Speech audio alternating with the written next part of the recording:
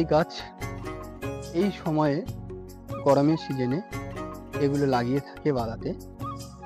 একটাই চাষ করে, আপনারা দেখুন যেখানে দেখবে সবুজ সবুজ গাছ, কড়াই গাছ।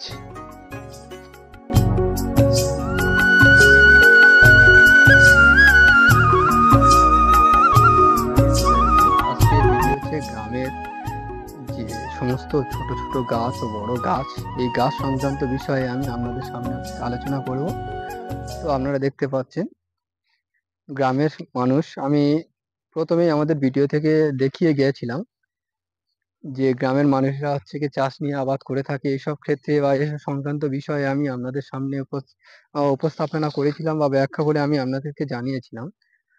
তো আমি আপনাদেরকে আরেকটা বিষয় দেখিয়েছিলাম যে গ্রামের হচ্ছে কি মানুষ কৃষি নিয়ে আবদ্ধ, বা চাষ বা গ্রামের মানুষের হচ্ছে কি জীবনযাপন কেমন, এই সংক্রান্ত বিষয়ে আমি আপনাদের হচ্ছে কি সামনে হচ্ছে কি উপস্থাপনা করেছিলাম। গ্রামের সৌন্দর্য, পশু পাখির ডাক ও প্রাকৃতির যে পরিবেশ,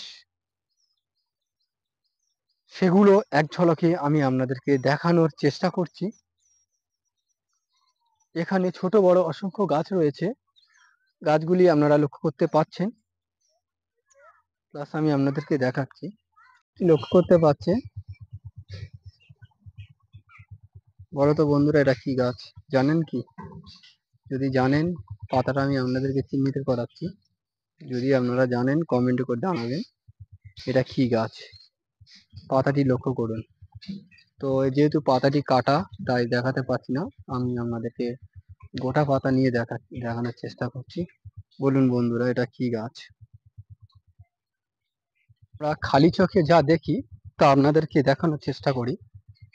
গ্রামের ঐতিহ্য ও ইতিহাস সম্পর্কে আমরা ভিডিও তৈরি করে থাকি। তো আমরা আপনাদেরকে দেখিয়েছিলাম যে ইটভাটা একটা ভিডিও আমরা করেছিলাম। ভিডিওটা আমাদের এই যে বাগান দেখতে পাচ্ছেন, বাগানের পাশে ওই যে ইটভাটাটি রয়েছে ছোট্ট, তো সেখানে যাচ্ছি, গিয়ে আমি দেখাবো এই যে খড়গুলো যেগুলো এখানে আপনারা দেখতে পাচ্ছেন বা লক্ষ্য করতে পাচ্ছেন। এই খড় দিয়ে পুনরায় হচ্ছে কি যে ইট ভাটার যে ইটগুলো, এগুলো হচ্ছে কি এটাকে পণ বলা হয়। এটা পণ আবার সাজিয়ে এগুলো জ্বালানি হিসেবে এই কাঠ রয়েছে, এই কাঠ খড় জ্বালানি হিসেবে এগুলো ব্যবহার করা হবে। দেখতে পাচ্ছেন গাইস, মোটামুটি ভালো ইট পুড়েছে, আপনারা দেখতে পাচ্ছেন। এখানে আরো দেখাচ্ছি আমি ইট ভাটার, যেমন বর্তমানে এখন যে মাটির ইটগুলো বা এগুলো এখন পোড়ানো হয়নি, সেগুলো হচ্ছে কি গুছানো রয়েছে। আর অপর যে সাইডে আপনারা লক্ষ্য করতে পাচ্ছেন যে ইটগুলো হচ্ছে কি শোয়ানো রয়েছে, ওগুলো কাটা হয়েছে।